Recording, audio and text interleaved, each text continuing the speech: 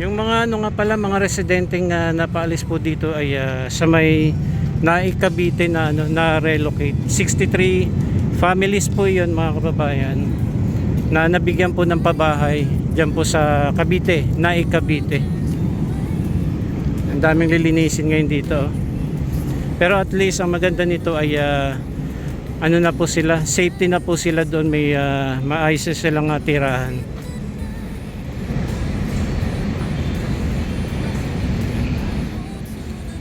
Mabilisan na to. So may mga nakapwesto na pong mga ano, lamppost.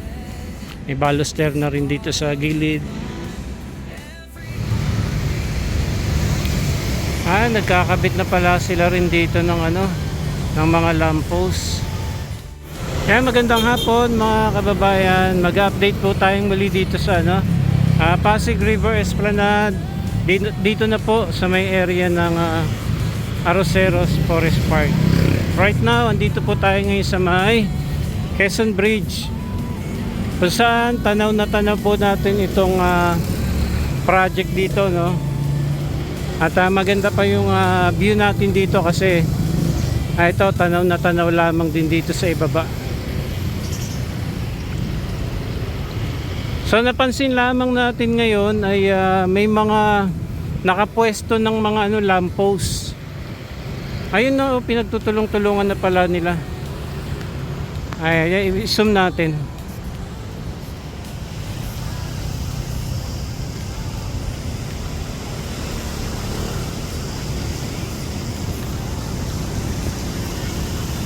Maraming lamppost na naka-ready dyan, ano? Dyan lang sa may gilid. Ayun, pinagtulong-tulungan na nila.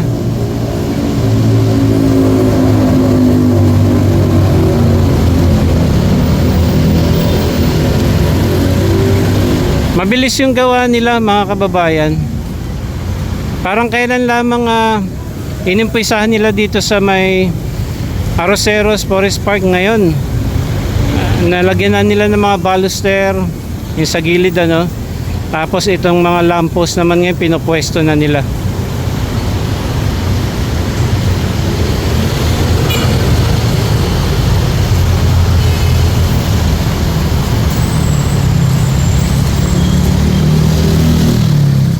Punta tayo dito sa may kabila para mas malapit.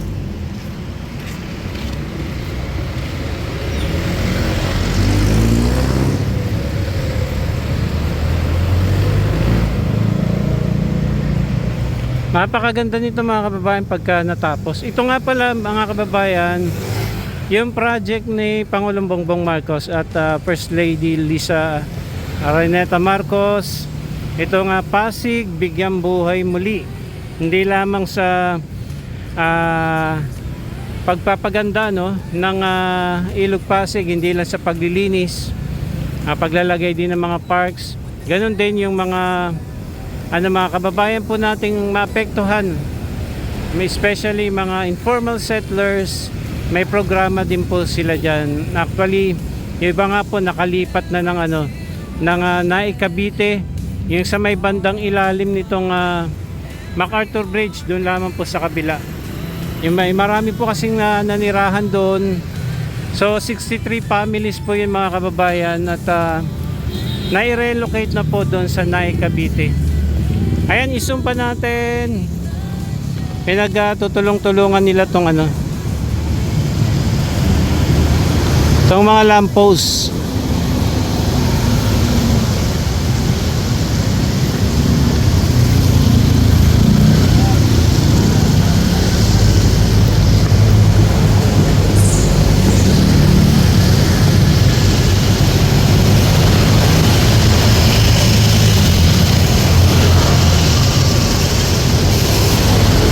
Mabilis na to pagka naipwesto na nila yung mga lamppost na yan. Isisild na nila yan, sisimentohin na. Tapos naglalagay na rin ng mga electrical, mga wirings. Ayan, yung mga workers dyan. Pati dyan sa may kabilang side. May mga nagtatanong kung ano raw po yung mga bahay-bahay dyan sa gilid. Hindi po yung mga bahay-bahay, parang may maliit na tindahan dyan. Tapos dyan kumakain yung mga nagtatrabaho dito. Pero pagkatapos po ng project nito, linis po lahat yan. Wala pong matitira dyang mga kubo-kubo. Naumpisa na nga po yung kanilang pag-relocate dito sa area ng Maynila, no? Dito sa may Ilog Pasig, yung project na ito. Kung kaya't wala pong matitira dyan. Lalo pat ito Arroceros Forest Park. Marami po dito security, no? Medyo mahigpit din dito pagdating sa mga ganyan-ganyan. Marami pong maninita dyan sa loob ng mga security guard. Ganda na, oh. Tapos dediretso po yung no, meron pa ritong walkway sa ibaba.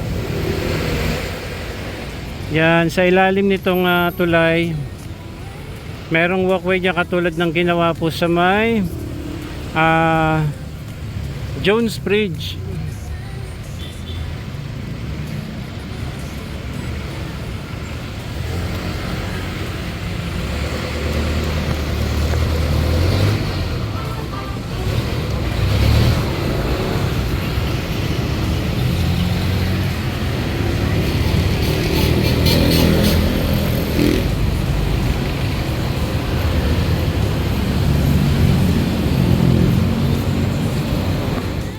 Ayan guys, ito naman po yung sa area na malapit dito po sa Loton. Ito may mga baluster naman na rito. Ayan, oh. Ang bilis ng gawa nila. Ayan, nakapag buhos na ng semento, may mga baluster na dyan sa gilid. Ayan, oh.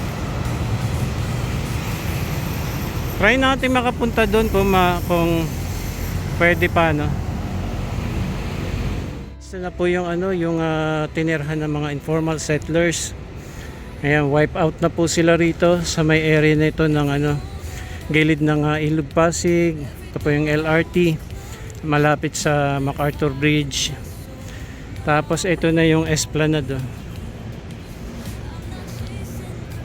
Ayan, maraming rito nakahanda ng mga gamit tulad nitong lamppost saka mga baluster.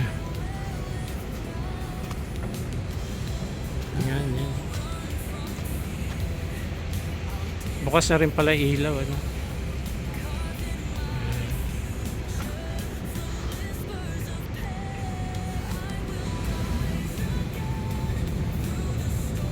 Yung mga nga pala mga residenteng napaalis po dito ay sa may Naik-Cavite na relocate. 63 families po yun, mga kababayan, na nabigyan po ng pabahay dyan po sa Cavite, Naik-Cavite. Ang daming lilinisin ngayon dito, oh.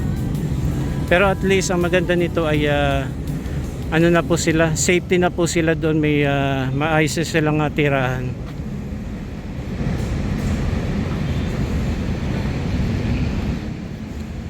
Mabilisan na to. So may mga nakapwesto na pong mga lamppost. May baluster na rin dito sa gilid. So doon po tayo kanina sa may tulay ng Quezon Bridge.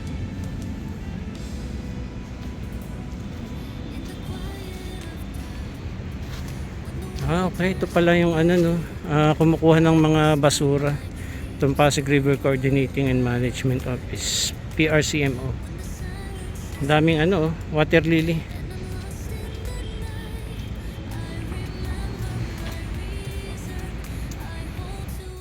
Ito naman po yung sa may area ng MacArthur Bridge. So may malaking bakal na wini-welding po ngayon dito. So ito yung itsura niya. Magkakaroon dito na magandang park, tapos yung monument ni MacArthur ay lilipat daw po dito. So magiging park tong area na ito.